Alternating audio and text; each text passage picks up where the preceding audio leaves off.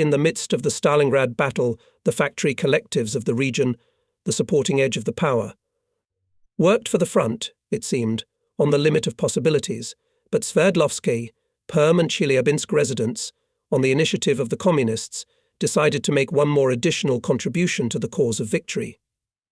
On the collected voluntary funds, over and above the plans and assignments of the State Defense Committee, in the off-hours voluntary overtime labor was gratuitously produced weapons and equipment for a large tank unit, according to the latest state of the art at that time.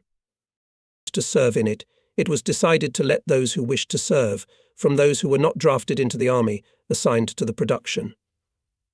The selection was strict. 156,000 applications from those who aspired to go to the front were received. 11,000 of them were enlisted. From Sverdlovsk, Chelyabinsk tank brigades with battalions of machine gunners, from reinforcement units artillery, motorcycle, mortar, sapper and others, created in the same way in different cities of the region, and formed the Ural Volunteer. In the spring of 1943, volunteers began to engage in combat training for 16 hours a day, and in the summer the Corps joined the 4th Tank Army. Those leaving for the front were escorted to the front by the workers of the region. In the solemn, shivering to the goosebumps on the back of the atmosphere, we swore to our fellow countrymen to return only with victory, to fight with the Nazi invaders, not sparing neither blood nor life itself. The Uralians jealously followed every combat step of our corps, visited us at the front, sent delegations, each of us corresponded with our collective, from which we left to fight, reported about every battle. We were given crumbs of gifts for holidays, taking from the meagre rations of wartime. I remember, in April of the 44th, at the end of combat operations in the right bank Ukraine, we were overtaken by a wagon of dumplings sent by fellow countrymen for the Day of the Red Army. The dumplings, having travelled for 2 months, while the addressee came out of the battle, of course lost, to put it mildly, their marketable appearance. The volunteers were not hungry by that time. The food in the army had already become perfectly nourishing, but everyone ate a full pot of the former dumplings. We received replenishment mainly from the Urals. In the late autumn of the 43rd, our Ural, in the battles already awarded the rank of guards, the corps stood, camouflaged in the dense Bryansk forests, to reform. We were taken from the front line a little to the rear to replenish people, equipment, to put in order. We settled down aside from the highway, approximately in the middle between the cities in ruins Bryansk and Kharkov. Our battalion of tank troopers was knocked out by 3/4, if not more. The commander Vasily Yakovlevich Fursov was severely wounded. He did not return to service. Front newspapers wrote Fursov's legendary battalion when they told about hand-to-hand fights of our machine gunners with the enemy. Our company commander Sasha Nikolaev, a dapper, dashing, desperately brave officer, next to whom everyone in battle became self-consciously daring, we also lost, even considered dead. But he survived and became a hero of the Soviet Union. After the pitiless battles in the Ural region, the corps became authoritative with the command of our army as a reliable compound. And the enemy felt that the volunteer tank should be reckoned with. Even in official reports, Hitlerites called our corps Ural Communist Division, Wild Division of Fanatics and Division of Black Knives, Schwarzmesser and Division. On this occasion we sang the song of the Black Knives, which was also performed at amateur concerts. Everyone liked it very much. It was composed by volunteer soldiers, students of the Ural Conservatory Ivan Ovchinin, he died near Berlin, and Non-Com. The knives in black frame were made as a gift to the volunteers by workers of Zlatust, and they came in handy more than once for our machine gunners and tankers in hand-to-hand battles, giving rise to panic rumours among German soldiers. At us, this knife on a belt first of all symbolised belonging to the Urals. It was used in extreme cases and worked mainly for authority. A black knife on the belt is beautiful, manly and rare. The song is simple, unassuming. But the motive is peculiar, cheerful, and a little thoughtful. We'll write to the grey Ural. Be confident in your sons. We were given daggers for a reason, so that the fascists would be afraid of them. We'll write we're fighting as we should. And the work gift is good. Oh, the fascist bastards don't like. our black steel knife from the Urals. Before the front, I was a sheet roller. Rough work, with pliers in my hands, a profession not very connected with the subtleties of technology. That's why I was not sent to the tank battalion, to the crew at the reforming in the Bryansk forest. And taking into account that before the battles in our tank company of automatic riflemen I was chosen as a comsorg, the command decided to make a political officer out of me. And the front fate firmly connected me with our Beatty. We called Alexander Andreevich Tatarchenko, the deputy battalion commander on political part, usually very respectfully, sometimes among the commanders, a little familiarly. He was known as a slow-talking, dry and stern officer. He had served in the Red Army for the most part of his life and had learned everything by practical experience. Much older than any of our soldiers, sergeants or officers, Alexander Andreevich treated everyone in a fatherly way, which he always did with touching sincerity and, I would say, wisdom. That's why he was called Father. Because of the war, many of us have not seen our fathers for a long time. Some of us have lost them. And guys feel their absence keenly. That's why it turned out that we all loved our battalion father, loved and feared him. Sometimes we insulted him, but we obeyed him unconditionally, as it is supposed to be in a military collective. So Batya, then he was still a captain, called me and said, "On my recommendation, the political department of the brigade appointed you Comrade Junior Sergeant, Comsir of the battalion. Proceed." "But, Comrade Captain," I tried to argue. "Stop talking," he interrupted me. "Do you think it will be easier for you to be a comsporter?" And suddenly he added, "With a heart, you're crazy volunteers. That's what I'll tell you. You wanted to join the army to the front, but you take any promotion as an insult. Darkness. And now the new recruits have arrived. When nowadays they broadcast on the radio, boys, boys, you were the first to rush into battle. Boys, boys, boys, you covered the country with yourselves. I go away, this song turns my soul upside down." From the first days of the war, mostly young men fought at the front. 17th, 18th year of birth. 20th, 21st, 22nd, our rapidly thinning generation. In 1943, it was the turn of the 25th year to be drafted. The boys were barely 18, and many managed to get into the army, and before their time, adding a year to themselves, it was done. Simply the 6 in the documents clipped and corrected the resulting 5, the 25th year of birth, instead of the 26th. Sad was the scene of the appearance of the boys that had been sent to us in the Bryansk forest. A dense rain was drizzling down, and the thick aspen trees shivering between the mighty pines were dropping their last purple leaves. The smokes of our battalion's stoves were drifting. "They're here! They're here!" rang out in the neighbourhood. We came out of the dugouts that we had managed to dig with the expectation of replenishment, to close them with a good quality roof, to heat them, to warm them up. There were very few of us. In front of us, on an alley cut out in the thicket, stood an uneven line of skinny soldiers. Not tall, they were slouching in overcoats that were too thick for their height. They took off their hats, wiped their wet, as if crying, faces with the lining for a long time. They shook themselves off, as if the drops of rain were an unbearable additional weight for them, and the frost settled on their machine-cut heads with white dust. We understood everything, that the war was in its 3rd year, and that we had no food in the factory Urals, which, like the rest of the country, gave the best to the front, and that they were tired from the road. And the fact that they're still undertrained, we'll have to train them. We are old-timers, already guardsmen. Among us there are already order-bearers. Some of us had time to pass not only the battles, but also the hospital. And yet we were embarrassed. We looked, in comparison with the newcomers, simply rich men. And older. The fighters who had seen something, though still boys themselves, were bushy-haired, curly-haired, busty and well-fed. And these are bare-breasted, thick-skinned boys. Ivan Kutsurak, the acting commander, accepted the report, greeted them and congratulated them on their arrival. He was so upset that he immediately went to his dugout to calm down, to gather his thoughts. What to do, where to start. After all, soon in the battles. Batya stayed in front of the formation. It is not proper for a political officer to lose heart. He must have the stamina for the whole battalion. And maybe that's why Alexander Andreevich turned grey so early and shaved his head naked. That's how it is younger. Otherwise it's awkward in the youth battalion, he jokingly justified himself. Well, how? Swifts. He began with a meaningless question, mockingly and tenderly looking at the guys. Silence. And we are not Swifts, finally someone objected from the left flank, quietly and resentfully. Father smiled good-naturedly. Wow. There are roughs too? What's your name?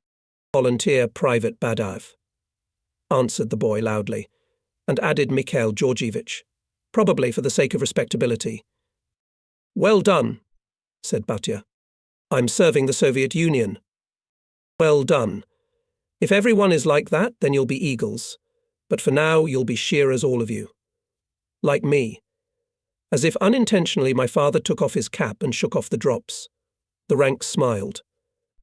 No, the whole formation smiled, lit up somehow. And Batya continued, those of you who are volunteers, raise your hand. I mean those who should not have been drafted yet, well, let's say, who somehow added a year to themselves or somehow cheated. Cunning and savvy are highly valued here. Nearly a third of the 400 raised their hand. Well, here we are. Father turned to us veterans and winked to see how many new volunteers have arrived. That's right. We've been informed that there's a great addition coming from the Urals. I hope all the others didn't mind going to the front too. Whose fathers are fighting? More than half the boys raised their hands. My father saw the gloomy faces of the rest of the boys who didn't raise their hands and added, and who had fathers who died. Almost all the others raised their hands. Snowflakes swirled in the dust of the rain. Father thoughtfully caught one in his palm, sighed, looked at the grey, almost black sky. Well, don't think that the weather here is always unhappy. It can be sunny. So let's consider our acquaintance begun. My surname is Tatakenko. I serve in the battalion as Deputy Commander in Political Affairs. Now you'll be taken to your dugouts. Dry yourselves, then we'll have lunch. He nodded to the veterans again and finished seriously. It's wonderful that we've got real fighting people, not sons of mama's skirt. That's exactly what we need. I congratulate you, our dear new comrades in arms, on your arrival to your fellow countrymen, to your Blood Ural Volunteer Corps. This is a great good fortune for you. Petty officers, deploy your companies. As now I see our joker and dancer, never discouraged Petty Officer Vasya Koryakin, a railroad machinist from Kirovograd. Despite the rain and snow, without an overcoat, perfectly tucked in, polished and smelling of weight for me. Cologne for 3 meters, Vasya Koryakin approached the ranks in a parade-like manner, as if on an asphalt parade ground. As if the sun was shining and there was a holiday, and he was going to lead his Swifts to dance or to the movies. Second company. Forward. Left shoulder forward step. March. And the Swifts went, shoulders straightened, heads up. Boys. Boys. Vasily Koryakin. There was no more restless and enterprising petty officer. Only Nikolai Kulikov, a petty officer of the 1st Tank Battalion, a volunteer from Kamensk-Uralsky, could compete with him. Once on the 1st Ukrainian front, when moving from flank to flank, we got far to the rear, and the petty officers were tormented by inspectors. One of them demanded that all soldiers should wear loincloths, the other resented why not all of them wore socks. And these petty officers ordered that all the guys on the right foot should wear loincloths, and on the left foot a sock. At the inspection they only had to figure out what the inspector wanted. Even our Batya, to what a connoisseur of the most delicate details of army life, and that, hearing about this innovation, doubted. He met the company near the field kitchen and commanded take off the right boot, then the left. This is a mockery of the soldiers, comrade petty officer. No, it's not. Not at the soldiers. The volunteers were cunning. After our Swifts arrived, the next day the smallest of them, Kostya Verkovik, was attacked by a dog. In broad daylight. He was standing at the post at the warehouse with canned food, wearing a helmet, looking like a mushroom, with an automatic rifle on his chest, and was carefully doing his duty. And why should a passing mongrel, which had been picked up and fed somewhere by the tankers of the 2nd Battalion, be interested in our Kostya? Stop. Stop. Get back. He chased it away. But the dog, whether it decided to play with him or got angry, grabbed him by the overcoat. Shaking his head, dragged him, tore him. Then again. And again. And the boy roared with surprise and annoyance. Probably such an attack on the sentry and his confusion looked funny. 2 other Swifts stood aside and laughed, until the guide came running and helped Kostya drove the dog away. It became known that our Ural Volunteer Corps would be awarded the Guards banner the other day. My father let the Swifts talk. We found out that after the next battle everyone can be considered and presented to the rank of Guards. But the nimble Misha Badaev, that at the first meeting took offence at the nickname Swifts, made a hopeless conclusion. We'll never see the badge of the Guards, as if it were a badge of the Guards. First we must learn to fight with puppies. In front of me lies an old photograph of Mishka. He is in the hospital, in a dress shirt, with a badge guard screwed on it. This is his favourite picture for the rest of his life. There is another one. He goes in a column of veterans of the Patriotic War on the festive Chelyabinsk, on the day of the 25th anniversary of the victory. Mikhail Georgievich became a father of 4 children, and now a grandfather. He is a trickster in conversations as before. Then, in the Bryansk forest, our Batya took Kostya Verkhovyik under his protection. I don't agree with Badaev.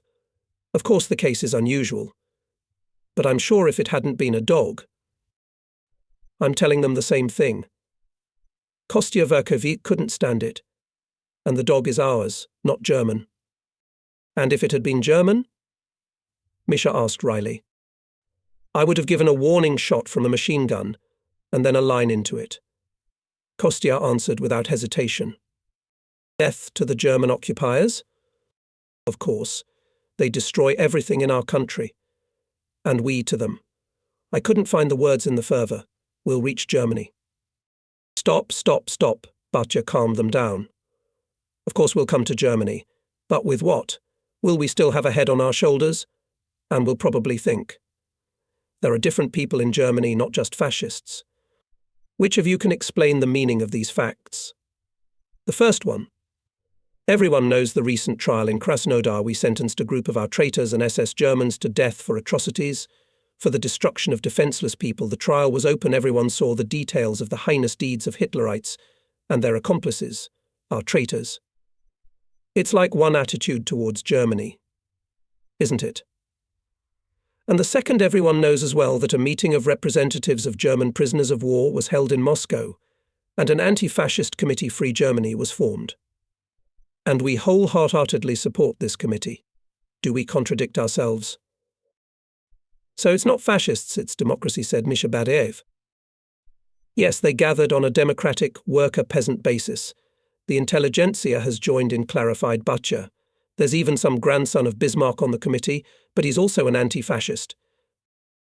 In the 45th, at the last stage of the breakthrough to Berlin, either in Lublin or in Cottbus, near the gates of some factory, we came across 2 elderly Germans. In old leather caps, in short coarse half-coats, they stood silently looking at the column of our tanks that had burst into the city, and each held a raised fist at his shoulder. Our machine gunners, sitting on the armour, also greeted them, also raised a fist to the shoulder since the war in Spain. Since childhood we knew the anti-fascists salute the company front. 2 blocks later, the fighting began. Hitler's officers acted according to their own pattern to destroy us, let our tanks into the streets of the city, not at all taking into account that we had already learned well to conduct street tank battles. Our tankers, with a troop on the armour, tried to skip as close as possible to the centre of the cramped town. Then machine gunners jumped on the move, and the tankers, cooperating with them, patiently forged enemies defending in the streets, in administrative buildings. The manoeuvrability and power of our T-34s allowed to make intricate and most unexpected detours through yards and nooks, through houses, and the paratroopers helped their tank crews by infiltrating, penetrating everywhere and anywhere, weaponizing from anywhere, even from the roofs. And now the hard fighting is over. 2 burned our tanks are burning, The rubber of the support rollers crackles and smokes in the small tongues of fire. The cars that remained in the line, rumbling, lining up in a column to go on. On the mangled central square of the town, among the broken bushes of spring green acacia, the tanker's less horsemen are digging a mass grave. They are working silently and fiercely. A tanker, with no wheels, is someone who lost his vehicle in battle, and therefore almost always his comrades. Automaticians help. On the asphalt, scratched in furrows from caterpillars, and in some places ploughed by shells, they spread a tarpaulin. On it there were dead people in an even row. Burnt, mutilated bodies in black helmets, overalls, and several shot swifts in protective-coloured jackets. Our Batya, the battalion deputy commander, comes up, pulls off his cap, looks at the dead. His head has a grey brush, he hasn't been shaved for a long time.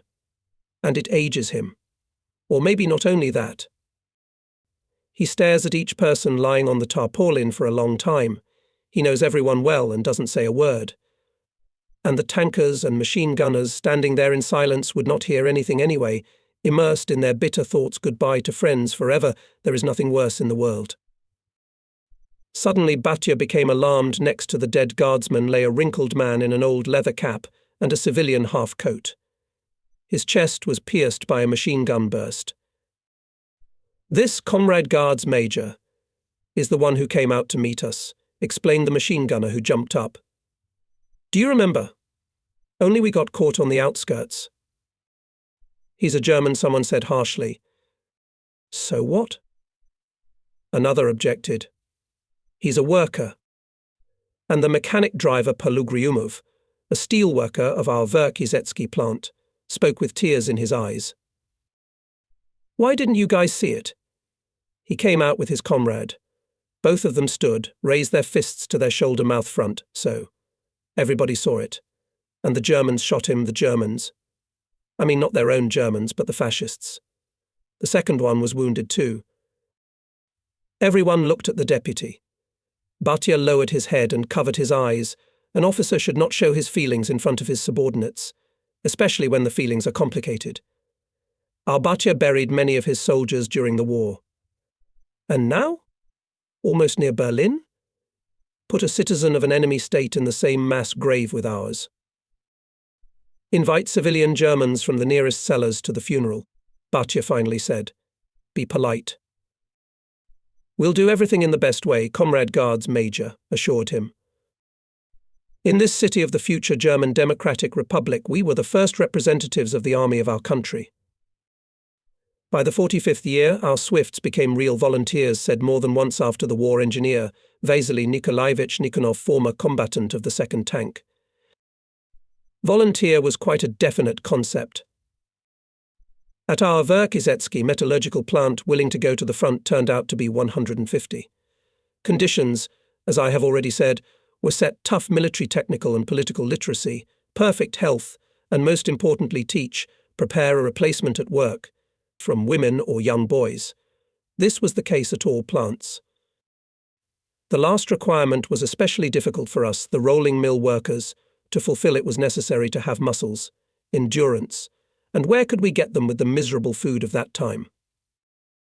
But one way or another, after many days of arguments at the party committee, after the most meticulous discussion, when each applicant proved that it was he who should go to the front, 42 people were selected and released. And it was approximately the same in all factory collectives, in all Ural regions. On the upper transoms of our shop, sewn up with black iron sheet, there were huge letters visible from the whole plant: everything for the front, everything for victory. And in the room of the Komsomol Bureau, among others, hung a poster, my friend, let us dedicate our souls' beautiful impulses to the fatherland. A. Pushkin. What moved the volunteers? Rational calculation of their actions would be easy to analyze even after 30 years. But the impulse of the soul. What does it consist of? I don't know exactly.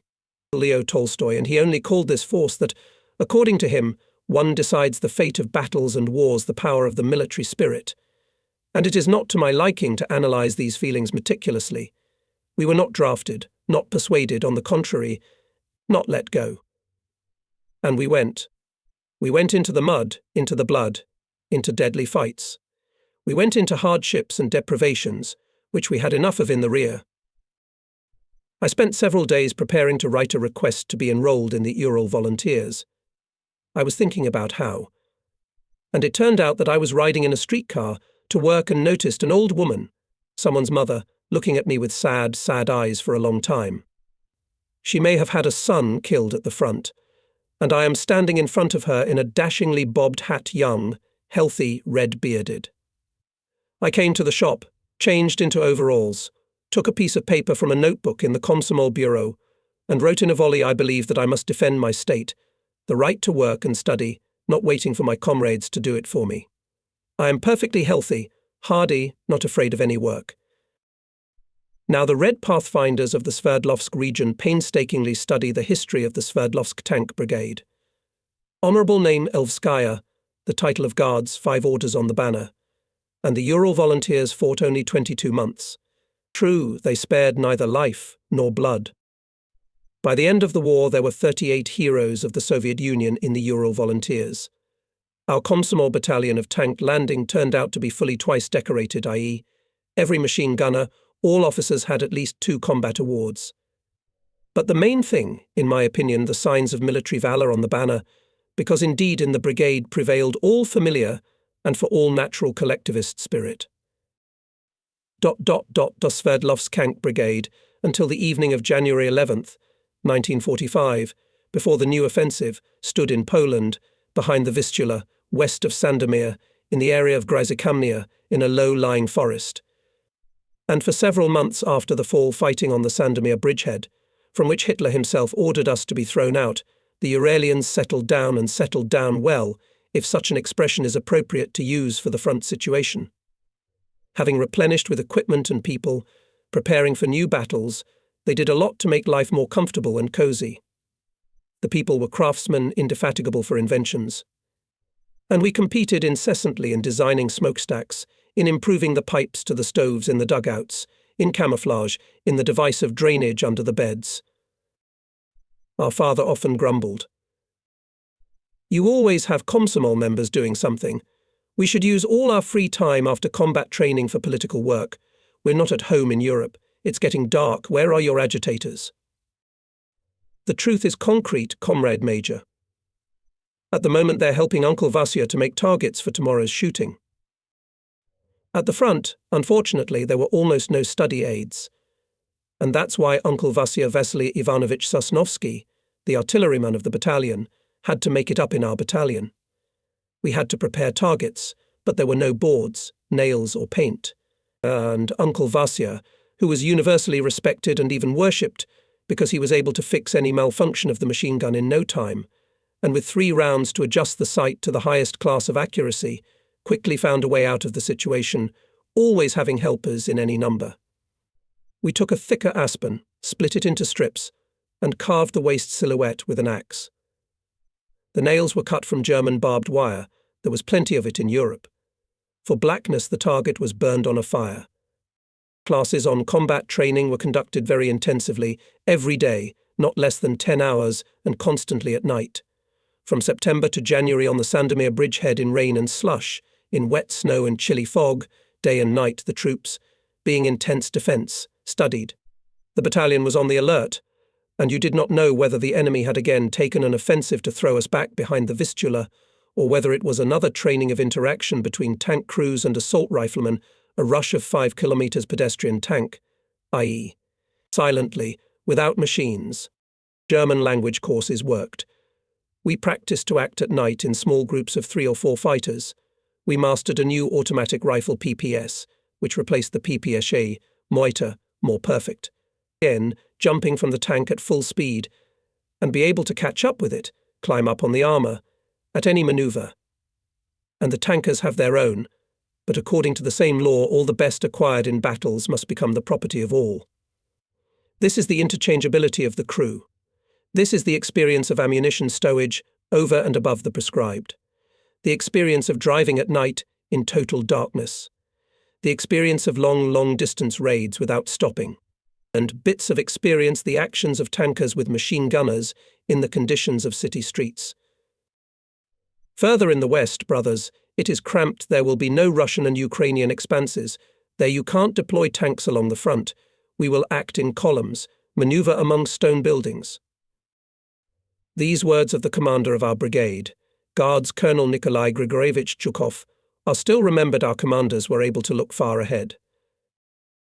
At the classes of the organized political school, where everyone got acquainted with Germany in detail, at the Komsomol meeting, at the bureau, at the daily operative meetings, in any conversation the main thing were thoughts about how we would act. The experienced staff of the Corps was preparing for new battles thoughtfully and seriously. Of course, not without excitement. You bet. The enemy has been expelled from the borders of our homeland. The last decisive battles for victory over Hitler's Germany are coming. The liberating mission of the Red Army, cleansing Europe from fascism, has begun. These are my words from the newspapers of the time. And from the front and army and our Corps newspaper volunteer. These are the thoughts we lived with then. The Komsomol members, our Swifts, lived with them. They continued to be called so, although everyone's hair had long since grown back. Amateur company and platoon hairdressers tried to make the most fashionable hairstyles. Our battalion continued to publish a daily handwritten newspaper, Aftermatchik. Guards Private Slava Yakubovich, who produced it in 10 and then 20 copies, adapted so well that this work took him an hour, no more than an hour. He fulfilled this Komsomol assignment very zealously. Automatchik, a standard typewritten piece of paper, on both sides unfolded text in block letters, as in a real printing newspaper. After the defeat of some German headquarters in previous battles, Slava had a pile of excellent copy paper and excellent thin but thick paper. He fixed 10 copies at once on a specially adapted board and drew the whole page with a thin, hard pencil. According to the layout which we had drawn up beforehand, having calculated all the headings, columns and sizes of notes. A tank, a guard's badge, a machine gun, and other elements of design Slava was able to depict with a few strokes. The unique newspaper, his own native battalion newspaper, there was no shortage of those who wanted to speak in it, was not only popular with everyone, but also a special love. It was never smoked. It is still kept by many fellow soldiers. In school museums of the battle glory of the Urals, there are copies in the Central Museum of the Soviet Army. Only our Batya was somewhat skeptical about it. No, he of course was pleased that in the battalion entrusted to him there was a multi-circulation combat leaflet known among political workers on the entire Ukrainian front. But he did not let us, the Komsomol Bureau, rest on the laurels of best practices. Well, he used to mutter, after reading the next issue from line to line. On paper you are doing great, you are ready to storm Berlin and hang Hitler. But what about here? And he tapped his finger expressively on his huge bald forehead. What he was pleased with was the widespread enthusiasm of our Komsomol activists for geography. The guys could draw a map of Europe, the borders, the front lines from memory. They could list all the cities and towns from Sandomir to Berlin. They knew the latest news not only from all our fronts, but also from the whole country, about the rear, and about the affairs of the Allies, about their difficult defensive battles in the Ardennes. And the Swifts became bolder, more confident in themselves. The combat experience appeared for a year of uninterrupted actions, and their own land was liberated. And the fresh brain, constantly excited by the exhilarating mood, absorbed so much information, as they say now, that Batya only grunted. Well, he gave us a skepticism that cooled us down, and slowly, deliberately tedious, began to list the blunders, and in the second company yesterday shot at the credit, not all excellent, and in the first the sentry at the post fell asleep. Not at home, you need triple vigilance, and you probably don't know who disgraced himself. Yes, we do, we discussed it. Pure accident, Comrade Major. Do tankers exempt mechanic drivers from duty? A mechanic will be in a special position in battles now. The one who was supposed to go got a letter from the Urals. He was also exempted from duty to write a reply. And this one was persuaded to stand in return, he agreed, though he himself hadn't slept for 2 nights. They noticed it at once and replaced him. Nonsense. Everything is nonsense to you young people. You're ready to fight for 10 more years. Absolutely not, Comrade Guards Major. Sasha Permanov objected in an emphatically formal manner. There's a lot of work to do at home. This year we must definitely fight back. My father fell silent. Perhaps he thought the Swifts have grown up. Sasha Permanov had already been elected party leader in the company by the young communists, or perhaps Batya remembered how once he had decided to check the soldiers' duffel bags, and almost every Swifts had all sorts of portable tools. Some had screwdrivers, some had vise grips, pliers, nails, drills, trophies from German camping workshops after the defeat of their tank units. And it wasn't lazy to carry them with you. But Uncle Vasya, the artilleryman, in his flying shop was supplied with trophy tools very well. When the rumble of artillery preparation announced the offensive of the First Ukrainian Front, each of us felt not only the shoulder of our battalion comrades, but also the left and right flanks as far away as our imagination could reach. Somehow even mundanely, with the usual light excitement, as if at a regular training session, the brigade had left its camp the day before and moved to the initial position, to the front line. It was only when hundreds of guns began to speak at once. Perhaps the Allies are doing very badly in the Ardennes, we will have to start early, someone suggested. And he was right. It is known that on the morning of January 12, 1945, the Soviet army began the largest offensive. 5 fronts along the entire Soviet-German front prepared for it. Mutually linked several operations, the glorious pages of the Great Patriotic War. East Prussian by the forces of the 3rd and 2nd Belarusian fronts, and Vistula Oder by the troops of the 1st Belarusian, 1st and 4th Ukrainian fronts. There was a task that every soldier knew to defeat the strategic groups of the enemy and open the way to Berlin. The Ural Volunteer Tank went forward as part of the 4th Tank Army of the 1st Ukrainian Front. Numerous memoirs about the war, including the commander of the 4th Tank Army, Dmitry Danilovich Lelushenko, who paid tribute to our 10th Guards Corps, described this operation in detail. After 2 hours of artillery fire, the Hitlerites' defence was broken. Ploughed over, there was no living place left. The gun rampart was moved to the depth of the enemy's location, and the glorious infantry of the 13th Army went on the attack. And by evening the tank armies of the front were put into battle, illuminated by rockets' night. Avalanche of tanks, painted white, flowing rapidly across the snow-covered fields, in several rows.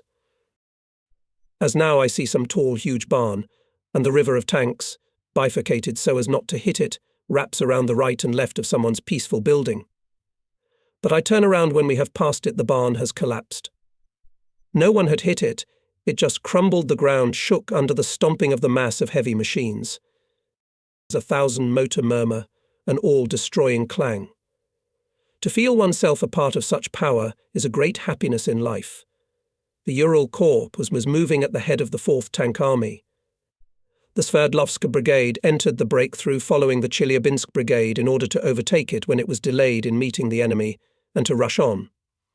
When the Sverdlovsk Brigade encounters heavy fighting, it will be overtaken by the same maneuver by the Perm Tank Brigade. And Chelyabinsk, meanwhile, will do its own and catch up with Perm. That was the plan, fist by fist, replacing each other. The main thing to the west. To the west. After 40 to 50 kilometers, tank armies separated, each on its own route, the territory occupied by the enemy cut to shreds, and the advancing front successfully moved forward. Under the pressure of tanks, covered by groups of disparate units, the enemy did not have time to roll back to the west, scattered on the sides. Almost 24 hours, our 30 checkers were rushing without special fights, knocking down on the move in short skirmishes Hitlerite garrisons, which did not have time to prepare for the meeting with us. Most of all, there was work for machine gunners of the paratroopers. Boxes with spare ammunition, strapped directly on the armour, were quickly depleted. Good the supply didn't fail. The guys of our battalion, who never knew any interruptions in ammunition and grenades, still, when they remember, say thank you to the Chief of Ammunition Supply, Sverdlovsk volunteer Mikhail Alexeyevich Zhykov. He was always on time, not waiting for the battle to end. Now, after so many years, it is very difficult for me to convey the feelings of a tanker who broke through into the enemy rear, the feelings of a machine gunner on the armour. Chelyabinsk Brigade, bypassing resistance nodes, moved forward quickly, and at 2 o'clock in the morning of January 13th, met a strong rebuff of the enemy at the boundary Gumanis-Maleshova. A brutal battle ensued. The commander of the Sverdlovsk Brigade, Colonel Zhukov, according to his task, left the 1st Tank Battalion for cover and led the brigade on its route. Again came the dawn. How does a tank brigade usually moves at high speeds in a column, in the rear of the dazed enemy? In front 3 tanks, a platoon of reconnaissance. At some distance the lead battalion or company, farther on the main force. For example, 3 tanks broke out on the highway. Just crushed, overtaken on the move, a group of the enemy. Crushed trucks, Hitlerites. Automaticians from the armour with their fire, bursts and grenades, destroyed all fleeing. In front, still no one. To the right and left, by all signs, is a frozen swamp. It is necessary to pass through quickly. The place for the battle, which is possible every minute, is not the best. The highway is narrow. It's deserted, and the lead vehicle suddenly stops. Tank commander shouts mechanic driver on the TPU. What else is there? A horse, comrade lieutenant, the driver answers. What horse? I ask what stopped. The horse. Alive. The commander throws back the turret hatch, stands up waist deep outside, but he can't see what's there in front of the tank. The machine gunners jump down to the road. The driver gets out of the car. The horse, comrade lieutenant. Wounded. You. The commander is nervous. On the radio from the rear tanks requesting swearing. What happened? You found a place to stop. Did you have a craving or what? He also gets down, goes to the forehead of the car. There, in front of the tracks, a horse with broken legs is lying across the highway. The mechanic and the machine gunners are trying to move it away, but the bloody croup is frozen. It won't budge. Give me the rope, commands the lieutenant. In a minute, the tanks rushed on, and the horse from the roadside looks at them with big intelligent eyes. By sunrise, the reconnaissance flew into Petkovice. They radioed the battalion. They went out for a smoke, and the driver of the lead car says to his commander, I'm sorry, Lieutenant, but I couldn't push the horse. A dozen minutes later, an enemy reconnaissance team approached Petkovica from the west. 2 armoured personnel carriers. We let them get closer. A shot of our tank, and in another 10 minutes, when the whole brigade arrived, the Assistant Chief of Staff Major Ryzantsev interrogated the prisoners. According to the enemy, the Soviet tanks could meet him only 50 kilometers to the east, and on Petkovica moving towards the Russian column of 60 tanks of the 17th German Panzer Division. Combrig Colonel Zhukov, short, curly-haired, black-haired, overcoat and a cape over overalls. He is cognobilizing the 3rd day without sleep. The tanks almost never stop, but his head is fresh. He chuckles slyly and decides.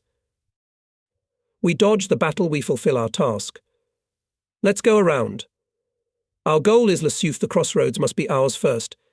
Let their column advance at their leisure. The further they are behind us, the worse for them. Our artillerymen have 100mm anti-tank guns there. To the cars. Bypass march. All day and all night. Hitlerites are fleeing from villages along the way, and some garrisons are asleep. They don't wake up. We have no time. And there is a sentry in a horned helmet, illuminated by the rays of our hand flashlights, opens the barrier to the column, taking the tanks for their own. In the morning, the advanced detachment stormed into Leso. The commander was Senior Lieutenant Volodya Markov, a brilliant, lucky officer, a favourite of the whole Sverdlovsk Brigade, a tanker, as they say, from head to toe, a guy as if born for military service, for battle.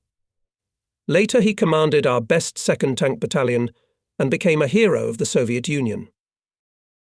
The enemy garrison tried to fight back, but 30 Chekars crushed everything that fell on the streets of the town. Automaticheski paratroopers cleared block after block. Detached Gina Bolkov, a quick white-haired swift, with his men captured the headquarters and captured the commander of the 248th Artillery Regiment of the 168th Infantry Division, who did not have time to dress properly. You sleep a lot, the guys remarked to him. But the Nazis did not sleep through everything. In half an hour, their 168th Division threw a battalion of infantry with 20 tanks into a counterattack on Liso, brought 6-barrel mortars. The first onslaught ours repulsed. The enemy then pulled up additional forces. The brigade commander with 2 battalions of tanks and 2 companies of machine gunners rushed to Volodya Markov's aid. But there were already 60 enemy tanks. Another 50 armoured personnel carriers tried to break through to the centre of the town during the second and third counterattack. Then came another 15 German assault guns and a division of artillery. 6-barrel mortars began firing at the volunteer guardsmen. Houses went up in flames. 12 counterattacks had to repel tankers and machine gunners of the Sverdlovsk Brigade for that day. 8 hours of continuous battle. La Suve was burning. Explosions of shells and mines blew up brick, plaster, floorboards with clouds of smoke. 30 Chetverki then manoeuvred, shooting back, then burst forward. Traces of armour-piercing shells bollocks, red-hot, lined the air. Here are the lines from the preserved letter of Nikolai Verkovitz, a volunteer rolling machine operator, to his factory. ... The new 85 guns on the 30 Checkers. I'll tell you, are suitable. The tank commander Mikhail Pobedinsky in a duel with the last model of the German Royal Tiger splendidly pierced his 300mm forehead and pierced through. I saw it myself. Several dozen tanks and armoured personnel carriers destroyed ours. Some of ours were also hit, lost the ability to move but continued to fire, fought. 5 Royal and 8 ordinary Tigers stood dead ahead of us and prevented the enemy himself. Then he went around. The Tigers began to ram the outermost houses, where our machine gunners were lodged. We barely beat them off. But then, dear comrades, our brigade received bitter news. Commander Zhukov is dead. Colonel Zhukov is dead. Can you imagine? And ours became furious. We launched an attack. Automatic riflemen pulled shells out of the hit, and burning tanks carried them to the active ones. It's not easy for our Swifts in the clash of iron with iron, but they are good. Tanks with black crosses on the armour stopped, then crept, then crawled away. In pursuit of them, ours rushed at their artillery and mortars. We paid them back in full. After the battle, it became clear to everyone that Colonel Zhukov had really died, although many did not believe it. His body was thrown far away from the tank, which exploded from the enemy shell. Such is the fate of tankers in battle. All are in the same conditions, and the colonel and lieutenant and private. Our Zhukov was always in all battles where the most tense situation was formed. Nikolai Grigorievich we will never forget. His photo is in every former volunteer of the Sverdlovsk tank. We buried him in Lviv. We are the Sverdlovsk Lviv Tank Brigade. Many things are not told here. In these notes, my dear friends, my fellow soldiers, grey-haired, bald, aged veterans, former Swifts. I'm not writing the history of my native 61st Guards, Sverdlovsk, and not the history of our battalion of machine gunners. And though the flying years push those memorable events farther and farther away from us, there will be new books. The Veterans Council keeps everything that is necessary for this. In the days of crazy driving on tanks, when our Sverdlovskaya was 80 and 120 kilometers ahead of the advancing front line, remember what kind of organization was in the brigade. At speeds no car should not lag behind, the brigade is always in a single fist, ready to give battle to the enemy at any moment. Do you remember how many wounded were left in the line? A little bit lighter wound, a guy doesn't want to go to the hospital. He is driven away, the airplane provides, it seemed to be happy, have a rest. But the guy shirked, continued to act, trying, bandaged, only to keep out of sight of his superiors. And now, after many years, we can already admit that they were helped by the head of the sanitary service of the I Brigade, Major Irakli Machvili. His car with a red cross was always in the battle order of tanks. He picked up only selflessly brave medics. You don't want to go to the hospital. Can you stay down? That's right. You have to move, it will heal faster. Life is movement. Heroic doctor. Do you remember that the engine of the T-34-85 tank had 250 hours of operation, but mechanics drivers in complex maneuver operations squeezed out 320 and 350? Golden Hands of N. Yanenkov, I. Morin P. Morozov.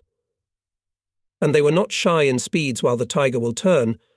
I will go around it on my 30 sheverka, it was said for the sake of a red word, but not without reason. On January 15th, a large column of troops began to sneak past the liberated with the battle Promnik, where Volodya Markov was wounded, in the evening in semi-darkness. Swifts.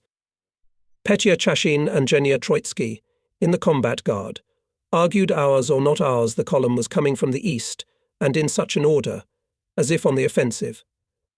But since they knew that with the capture of the Promnik station our tank armies had completed the encirclement of the enemy's Kielce-Radomsk grouping and cut off its last escape route by railroad, the guys correctly decided that the column was slipping out of the ring. Reported to headquarters. Vladimir Grebnev's company of tanks rushed to the front of the column. As a result of the attack, the enemy tank was hit, several armoured personnel carriers, 50 crushed vehicles, 150 abandoned by Hitlerites, 126 prisoners. But Vladimir Grebnev himself with Nestorov's 30 Cheverka disappeared. A good crew and a company commander. Swifts more than an hour looking for the disappeared. Covered all the groves, ravines, until finally the tank did not appear, returning from the chase for the remnants of the broken column. The new brigade commander, the former chief of staff Vasily Ivanovich Zaitsev, called Grebnev and calmly, briefly reprimanded they were looking for a company man, and he was chasing unkilled Hitlerites on a tank, trifling. We, Comrade Lieutenant Colonel, for cars, justified Grebnev, and got carried away. For cars. On a tank? Well, yes, the road is bad, it holds them back, but nothing for us. We overtook 15 of them, but we had to hit 2 of them with shells. The chauffeurs must have been highly qualified, and probably their superiors fought them off. Why? Our 30 Cheetah is as good as a passenger car. Konbrik softened and gave the order to present Nestorov's crew for awards, both mechanic driver Volkov and firing Bailitov. And I'm warning you. For the last time such adventures, he added, we did not come here for motorcycle racing. However, our marches with short battles resembled motorcycle races. The encircled Kielce-Radom group of German troops was being destroyed by the front's formations, and tank brigades were disorganizing the enemy's actions to the west. The Sverdlovskaya was on the move every day. They slept on the move. The mechanic driver was replaced for a while in the crew. Tank commanders and those who had learned to drive sat at the levers, the Swifts, were dozing on the warm blinds behind the turret, one by one, not letting go of their automatic rifles. A raid on Radocious, and a circular defence. We were ahead of some part of the enemy, headed there. The march on Konsky, the town where the headquarters of the 4th Tank Army of Hitlerites was defeated, and they, not knowing the state of affairs, continued to move there, their columns arriving from reserves and from the Western Front. Then the order was to wave and break into Petrikov, where only the assault riflemen had to work. They were catching soldiers and officers of the Wehrmacht who had not had time to escape. The local population, who came out onto the streets, helped the Swifts. Crowds of enthusiastic people encircled our vehicles, carried treats, admired, hugged the guys, called them to their homes. What a technique. We've been waiting for you. But we didn't think you'd come so fast and so strong. Let's go to dinner. And we told with pleasure that our neighbours on the right, the troops of the 1st Belarusian Front and the army of the Polish army, had liberated Warsaw the day before, and congratulated them. It was amazing how our machine gunners quickly mastered the Polish language. Then it was the same with German and Czech. They say that the Ural people have natural abilities, born polyglots, perhaps because our region has been multinational for centuries. There were 20 to 30 nationalities in the Sverdlovsk brigade. I don't know exactly, I didn't pay attention to it then. I remember that in one hand-to-hand fight a grenade was thrown at Rivaz Magomedov. The shrapnel hit his ears and forehead and smashed his automatic rifle clean through. He grabbed the Hitlerite's chest in fury. Why did you break the machine gun? And with his fist broke the bones in his face, knocked him to death. And when they filled in the award list for Bogotistvir, they asked what nationality he was. Magomedov answered without hesitation. Uralian, of course. In those days when we were fighting our way from the Vistula to the Oder, Goebbels announced all over Germany that a new top-secret weapon had been invented that would stop the avalanches of Russian tanks and make a decisive turn in the war. There is something wrong here, our Batya doubted. You don't tell about a real secret on the radio. Or are they doing very badly, soothing themselves with fiction? In general, look for it, guys, be more vigilant. And something did appear. Among the tankers there was talk about some Faustniki. Several vehicles were knocked out of action, unexpectedly, out of nowhere, by shells coming from nowhere, breaking through the armour. Automatons Petya Chashin and Sasha Pechenkin managed to capture a Faustnik. Faust Patron, which the Nazis began to arm the most desperate, really theoretically could stop any tank. It is a light tube with a powerful shaped grenade. It with a tail and stabilizer is pushed out of the tube's strong fuse, flies fairly accurately into the target and explodes, barely touches any surface. At first our corps tried to weld on the brackets on the sides of the tanks false boards made of thin iron sheets or metal mesh. The correct calculation was that a Faust grenade would explode against the barrier, but the tank itself would not be damaged. It seemed to be effective, but how to act the machine gunners on the armour when there were such barriers? The guys got discouraged. They gathered the Komsomol activity of the battalion. My father calmed them down. This Goebbels' Faust Patron is a straw for a drowning man. The invention was shambolic. It would have worked against the Nazi tanks themselves. They had been ambushing them all the war, so they invented it, against those who see poorly. And on our 30 checkers, on the armour itself, 3 or 4 pairs of eyes in addition. Am I right? Or have the assault riflemen forgotten that their main duty is to guard the vehicles in battle? Master the enemy's newest secret weapon, the Komsomol Bureau decided. And the tankers soon gave up their false boards. It was a shame. Nikolai Yanenkov, one of the best mechanic drivers of our brigade, master of tank driving, laughs remembering. They gave SS men the highest level of soot. They came to Europe to liberate from fascism, and the cars with these anti-Faust screens no 30 checker. Figure, no beauty. Some iron shed is driving. They refused because in the rapid offensive nimble, omnipresent and everywhere successful Swift's automatic machine gunners not only needed a lot of Faust patrons, which the Nazis did not have time to use, but also instructions to them on tissue paper. And they studied them, and began to shoot themselves. And in a matter of days almost everyone mastered this new top-secret weapon. It turned out, as the old saying goes, the devil is not as bad as he is made out to be. First of all, the person firing the Faust grenade was bound to discover himself. He had to put the tube on his shoulder and stand so that there was no wall or obstacle behind him, otherwise his back would be burned by the bursting flame. So, if you look carefully, Faustnik can be destroyed in time, while he adjusts, takes aim, letting the tank to be no further than 150 meters away. Secondly, you can see the grenade in flight, which means that it can be shot in the air with a good machine gun burst, and the paratroopers have learned to do it as if they were hunting ducks. In front of me an old frontline photo, made later died photographer of the political department Alyosha Koshkovsky. On it, in a cloud of smoke, Slava Yakubovich produces a shot from the most secret Nazi weapon Faust Patron, as it is written on the back. And I remember an incident just before the Oder. Several tanks with machine gunners had to take a village somewhere on the flank. We were about a kilometre away, and we could already see it. And returning from reconnaissance, our corps' small plane dropped a pennant with a note, "Be careful," full of Faustniki. They came on armoured personnel carriers. Tankers deployed vehicles along the front, so that approaching to shoot down the defenders' shells, machine gun fire. Here we can already see on the outskirts of the solid row of Faustniki put their pipes with piers, grenades, on the ends. They prepared to meet us, as if they were waiting for us in advance. 400 meters remained, 300, 250, and the tanks stopped. The pause lasted a second or two. The paratroopers jumped off the armour, habitually, easily and dexterously. All put on each shoulder on the trophy Faust, turned in a chain and walked across the field to the village, in full height, automatic rifles on the chest. Boys, boys as the song goes. They were still Swifts, mischievous and venturesome, dashing, reckless. But they were already Ural Guardsmen, calm, strong, confident in their ability to beat the enemy and in the rightness of their cause. And most importantly, with an excellent knowledge of their enemy, with a subtle psychological, even, I would say, political calculation of their friendly actions.